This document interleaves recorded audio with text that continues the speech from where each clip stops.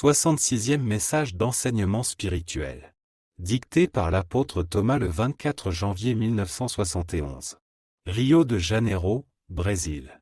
L'une des grandes préoccupations du Seigneur Jésus en cette fin de siècle est l'éveil des âmes incarnées aux véritables objectifs de sa venue sur terre. Le fait qu'une âme prenne un corps de chair, un corps qu'elle a construit elle-même depuis le ventre de sa mère, efface presque tous les souvenirs de sa mémoire spirituelle, et cela a pour conséquence que l'âme oublie les engagements pris dans le monde spirituel pour être accomplis sur la terre. D'où la déconnexion de beaucoup d'âmes des véritables objectifs de leur venue sur terre, pour se livrer entièrement aux intérêts de la vie terrestre. Le Seigneur Jésus, soucieux d'éveiller les âmes incarnées, qui sont toutes des hommes et des femmes, à l'accomplissement de ce qu'elles doivent accomplir sur terre, a quitté sa cour céleste pour s'installer sur le sol terrestre, où il entend rester jusqu'à la fin du siècle. Il y a une autre raison très puissante au réveil des âmes incarnées, c'est qu'il ne leur sera peut-être pas possible de revenir ici dans les 2 siècles à venir, étant donné les millions d'autres âmes qui attendent leur chance de se réincarner depuis les hauteurs. Il se pourrait donc que la grande majorité des âmes actuellement incarnées n'aient pas l'occasion de revenir sur terre de sitôt,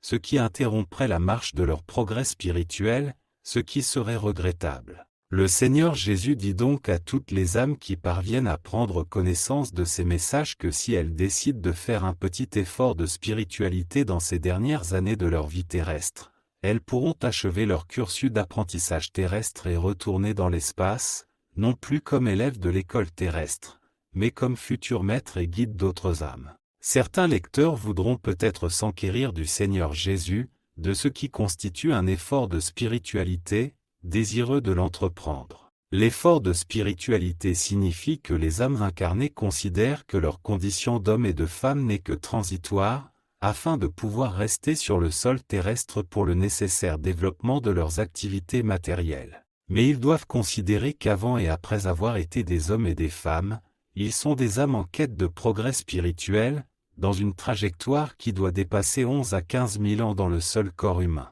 Des millions d'années se sont écoulées depuis sa création par l'Esprit divin, mais cette période ne compte plus dans sa phase actuelle. Consciente donc de cette grande vérité, il appartient à toutes les âmes incarnées d'entretenir une connexion permanente avec la divinité par leurs prières quotidiennes, à qui elles rapporteront leurs activités matérielles, et par la prière pour la santé, l'aide et la protection pour le lendemain.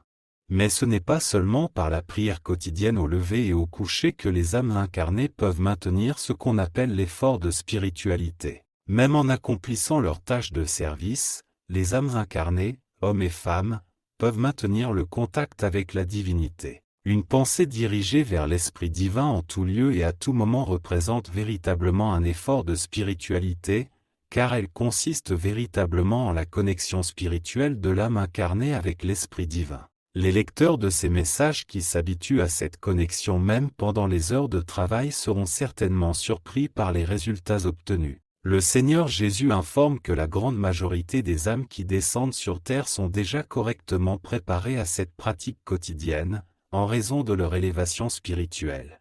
Avec la diffusion de ces enseignements, le Seigneur Jésus vise un autre grand objectif, celui de préparer et de développer spirituellement le plus grand nombre d'âmes incarnées pour servir de guide spirituel et de protecteur des âmes qui doivent se réincarner à partir du siècle prochain.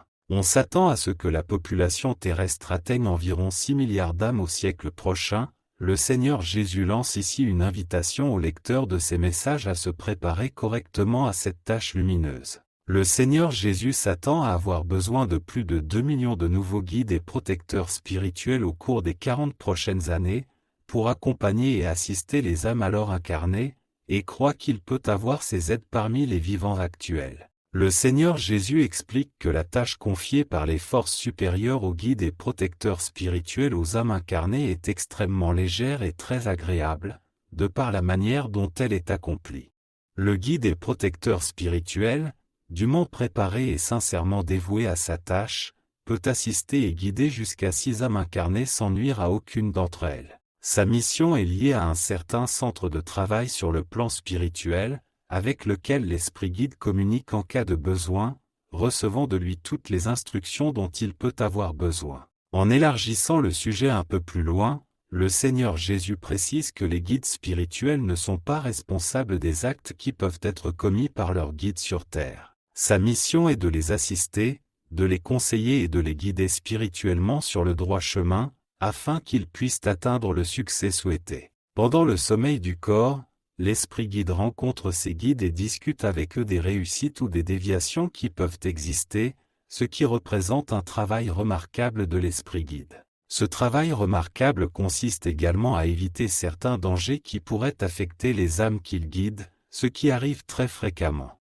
À cet égard, le Seigneur nous raconte l'épisode suivant. Un certain nombre de jeunes gens avaient convenu de faire une certaine excursion, dont l'un d'entre eux était guidé par une entité sincèrement dévouée. L'heure de départ avait été fixée à 5 heures du matin afin qu'ils puissent se rendre à la gare. À 5h10, l'un des jeunes gens étant absent, les autres lui laissèrent un message et partirent pour la gare. Le jeune homme manquant s'était couché tard et avait dormi jusqu'à 6 heures, quand il s'est réveillé bouleversé et très dégoûté par le fait. Comme il ne pouvait pas prendre le train pour rejoindre ses amis, il se résigna à renoncer à l'excursion, se disant qu'il irait la prochaine fois. Le train qui emmenait les 2 douzaines de collègues à la campagne a eu un grave accident, déraillant et tombant dans la rivière avec l'ensemble du train. Plus de la moitié des passagers périrent dans la catastrophe, y compris certains des jeunes excursionnistes. Lorsqu'il reçut la triste nouvelle de ce qui s'était passé, la première pensée de celui qui était resté derrière fut de se tourner vers la divinité pour l'avoir empêché de poursuivre son excursion.